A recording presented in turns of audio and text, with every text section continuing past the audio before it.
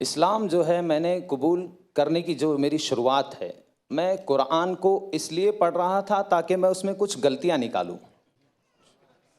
और ये भावना कहाँ से पैदा हुई? जब कोई मुसलमान मुझे बताता था कि भाई तुम्हारी किताब में यहाँ पर मोहम्मद का नाम है सल्लल्लाहु अलैहि वसल्लम, यहाँ पर फला नाम है, यहाँ पर वो है, यहाँ पर फला है, तो मेरी जो भावना थी वो ये थी, जुमा में एक दिन नहाने वाले रोज नहाने वाले को बता रहे। मैं नहीं जानता था इस्लाम को। जुमा में एक दिन नहाने, क्योंकि मेरे घर में यही बताया गया, मुझे बचपन से यही सिखाया गया, तो मैं ये सोचता था जुमा में एक दिन नहाने वाले रोज नहाने वाले को बता रहे, अब इनको बताना पड़ेगा कि इनके धर्म में क्या है। ये भावना लेकर मैंने कुरान पढ़ा।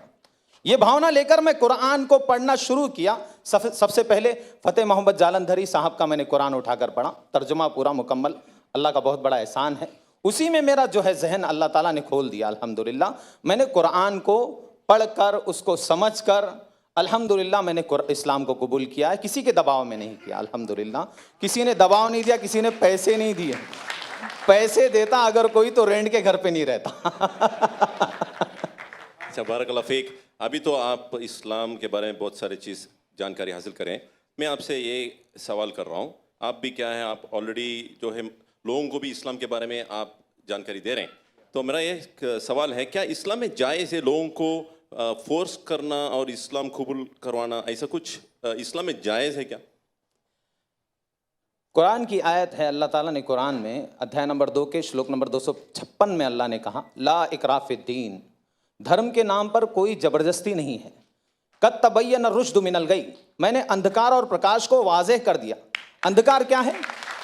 अंधकार ये है कि उस सच्चे पालनहार को छोड़कर किसी अन्य के सामने अपने माथे को टेकना, जिसने अपनी माँ की कोख में, हमारी माँ की कोख में हम सबका निर्माण किया है, उसको छोड़कर उसकी पूजा करना जो खुद माँ की कोख से आए है, उसकी पूजा करना जो सूर्य की पूजा जो खुद अस्त हो जाता है, जो खुद निकलता है, उसकी पूजा करना, ये अंधकार है। प्रकाश क्या है? जिसने इस प्रकाश देने वाले सूर्य की पूजा की बनाया है, उसकी पूजा की जाए, ना कि सूरज की पूजा की जाए, ना कि चांद की पूजा की जाए।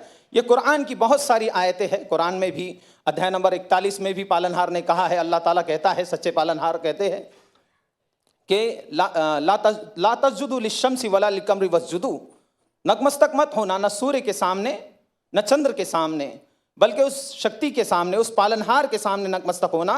लिल्लाहिल्लज़ी खलक़हुन्ना इन कुंतुम इय्याहु ताबुदून, जिसने निर्माण किया है इन सारी चीज़ों का, उसके सामने झुको, न सूर्य के सामने झुको, न चंद्र के सामने झुको। तो इस्लाम जो है ये सिखाता है, एक ईश्वरवाद सिखाता है, सच्चे पालनहार की भक्ति सिखाता है, उसके आदेश के अनुसार जीवन व्यतीत करना सिखाता है। इंसान सुबह कैसे करे, शाम कैसे करे। पहले जानवर था, अभी इंसान बन गया, ऐसा लगता है मुझे। पहले मुझे नहीं मालूम था कैसे जीना है, क्या करना है। सोकर उठूं तो क्या करूं? सोकर उठना भी भक्ति है।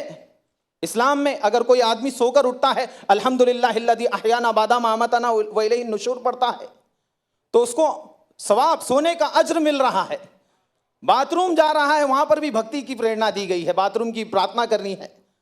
निकल रहा है तो प्रार्थना कर रहा है। सड़क पे कैसे चलना, थूकना, अल्लाह अकबर, बड़ा एक हर अमल को जो है बताया गया। थूके कैसे इंसान, सामने ऐसे नहीं थूके, क्यों? किसी और को तकलीफ भी हो सकती है। सामने थूके और उसको दबा दे, या फिर उल्टी तरफ थूके, राइट तरफ ना थूके। थूकने की प्रेरणा देने वाला इस्लाम है। वो इस्लाम, अल्लाह अकबर, वो इस्लाम कभी भी किसी का खून बहाने की शिक्षा नहीं देता। बारकल्लाह फीक।